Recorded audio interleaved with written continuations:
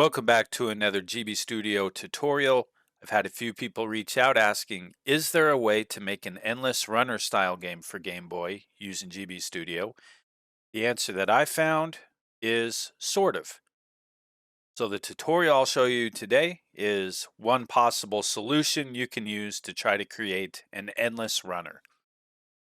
I'll create a blank project in here and I'm calling it Snowboard, kind of to the spirit of the old ski free game for Microsoft Windows back in the day.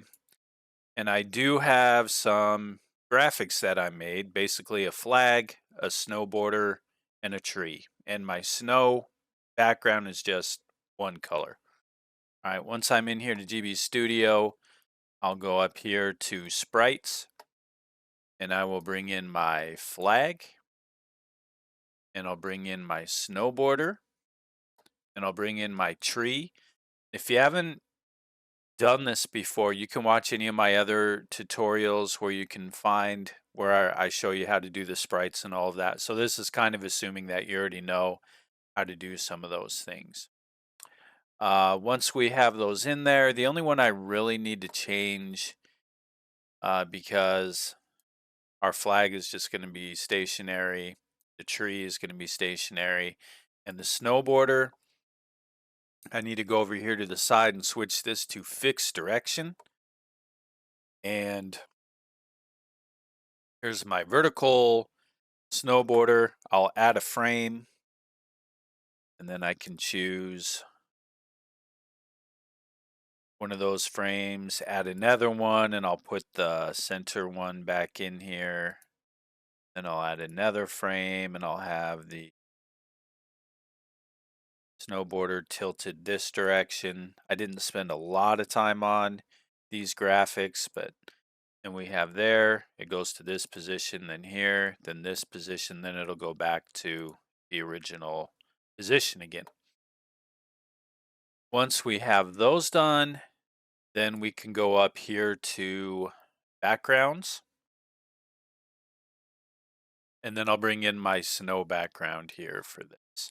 And this background size is just the 160 pixels by 144.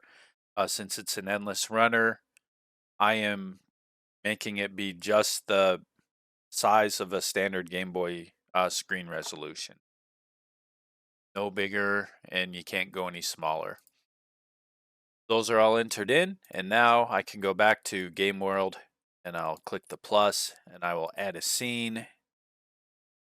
And this one will be pretty simple, just so you can kind of get an idea of how to set it up, and then you can fine tune it the way that you would like later on. In here, once I have the scene, I can click in there, then go over here to background and select my snow background. And for the type, I'll click on this and I will select the shoot 'em up. Even though it's not a shoot 'em up, it'll behave kind of similarly to a shoot 'em up if you had like a spaceship or something like that on your level. Here for the player sprite, I'll click on that and select my snowboarder. And then this is where that character is. I will go ahead and bring this character back here, just centered, and giving myself a little space here because the character is 16, uh, 16 pixels tall. All right, once that's done, then we can save and we'll just test to make sure this is moving the correct way. So when I push left, it moves left. When I push right, it moves right. And when I move up and down, it doesn't move anywhere.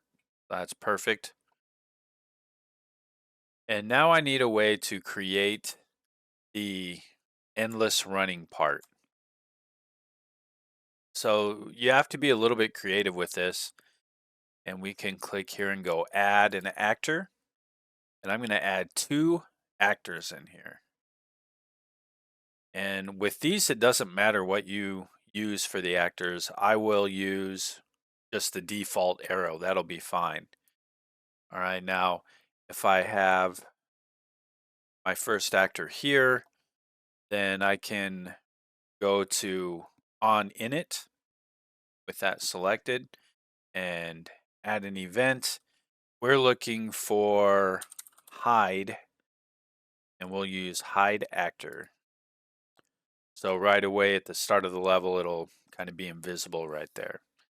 Then on update, what we'll do is we'll add an event and we'll search for projectile and we'll launch projectile. Now in here it asks us what sprite sheet we want to use for the projectile. This one will be the tree, and the source is going to be self actor 1. I don't worry about offset. I do want the direction to be firing the tree upwards. And the speed, I will slow it down to a speed of 1. And then the animation speed doesn't matter because the tree is only 1 frame. And then for the lifetime, I'm going to use 4 just to make sure that it doesn't disappear before it gets to the end. When I tried switching the speed to half speed for the slowest mode that you have, 4 seconds wasn't long enough, but also 4 is, for the lifetime, I mean, 4 for the lifetime, I cannot go up any higher than 4.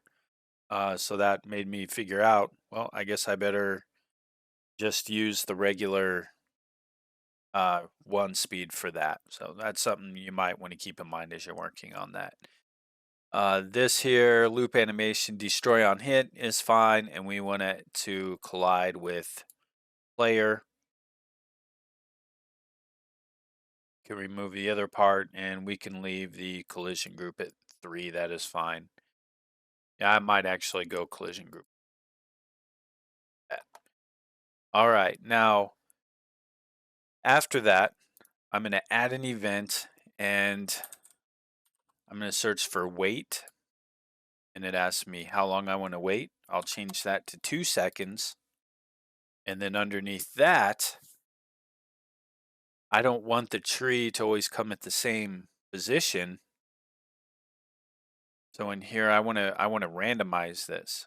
So the first thing I'll do is go to, I'll search for position, set actor position. And in here, I can leave that for right now, but then I'm going to add an event right underneath it, and then I will search for math, and I'll find where it says math functions. All right, now when that is there, then it gives me a local variable 0 by default, and it's fine to have it be local because I just want it tied to this one object on this one screen. And I will click the pencil here and rename this as move tree. And the operation is going to be set to, and the value is going to be random. And it asks me what I want the minimum value. Well, I want the minimum value to be 0, but for the max value, I want to choose the maximum amount of pixels where this will fit in here. Let me go here and scroll up to the top. And as I move this around, you can see where the X value is going to change. When this is all the way over here to the right, it says X is equal to 18 at the very top. Now I can scroll down here and I know max value is going to be 18. All right, now the Y is going to stay the same, which is 17. I don't want it to move the Y position anywhere. Right here, then I'll match that up to equal 17 also, so it matches that. And then for the X, I'll click that little target button there, and I'll select variable, and it's automatically going to put move tree in there. All right, now I'll click save, and I'll press play. And I have these trees that are coming through, kind of giving the illusion that we're going down a slope here. All right, now if I wanted to, I could select my player here and on player hit with a group 1, then we can go to create new screen. In this case, I'll go display dialog and we'll just type in here, you ran into a tree. Or maybe we'll say you crashed, game over.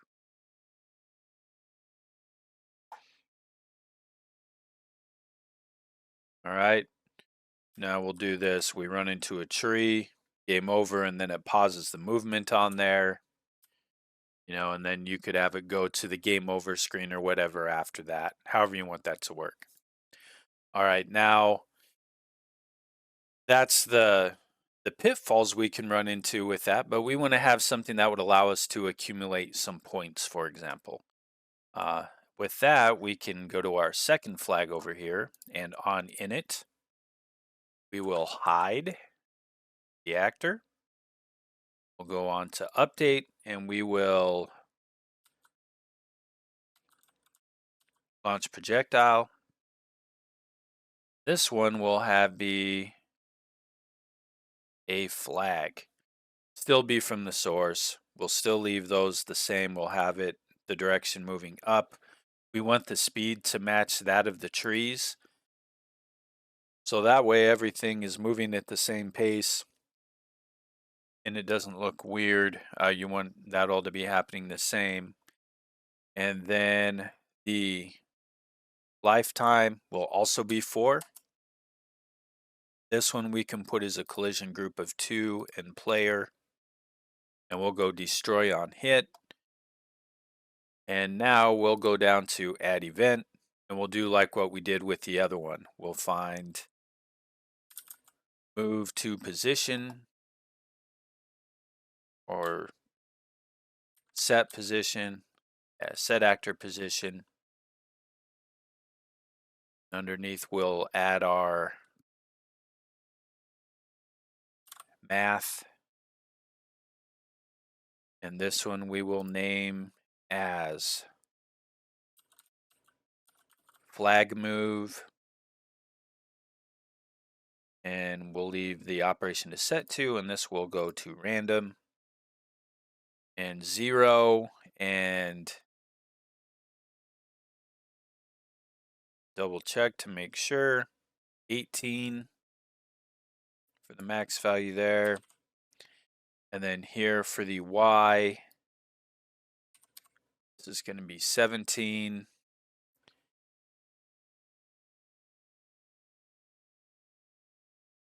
And then the X is going to be variable of flag move. All right, those are in there. Last thing we need to put in here for this would be add event, and we'll put wait, and maybe this one is going to be a duration of, I don't know, like 7, something like that. All right, I can click and drag to move that weight up here at the launch projectile. That way we don't have a flag coming right away. Now let's run this again. Here we have our trees coming.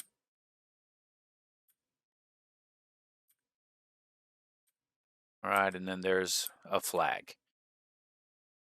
Now when we have that done, then we can go back here to our character again and player on hit with group 3. We can add an event and maybe we will search for a variable increment by 1. And with this variable, I'll select a global for this one, global variable 0, and I'll rename this as score. That way, every time we run into a flag, we add 1 to the score. And then we have on player hit with, oh, and that should be group 2, I believe. Did we make the projectile be, yeah, collision. On here, we want to say not group 3 for that. I can click here and I can copy event, go here to group 2, and then I can replace the script and we'll put it, and it'll show up in the right spot. Okay, then if we go back here to group 1, we could say $, and then we'll put in score, and then I'll put a space and go flags, blank flags. All right, let's give this a try and see where we're at now. You know, if I run into this right away, 0 flags. All right, when we go here, select a flag, and we'll go through and see if it'll count them. I'll try to collect 2. All right, and there's your counter with that. Now, that kind of gets you started as far as how that would work. You can, like if I go here to my tree, Control C and Control V, and I move this one here, and maybe this one I change the wait time for maybe 4 or something like that. And I give this a try again. Then from time to time, we're going to have 2 in there. Now you can see once you start to get too many things on there, it can get a little laggy at times, especially when you have the extra tree and then the flag in there. You know, that's something you can do, but you know, at least it's something to kind of get you thinking in a different way of maybe how you can create that, you know, and maybe instead of having these come out at a certain amount of seconds, you could even average the amount of seconds and set that equal to a variable and all that also. Let me know what you think. Have you come up with a better way to use or to create an endless runner? I'd love to know it if you did, so I could play around with that too, because I'm always trying to learn more and get better also. And let me know what you think of this in the comments. And I appreciate the requests for this one. It was fun to try to play around with and figure out. And I appreciate you watching, and I hope you all have a great day.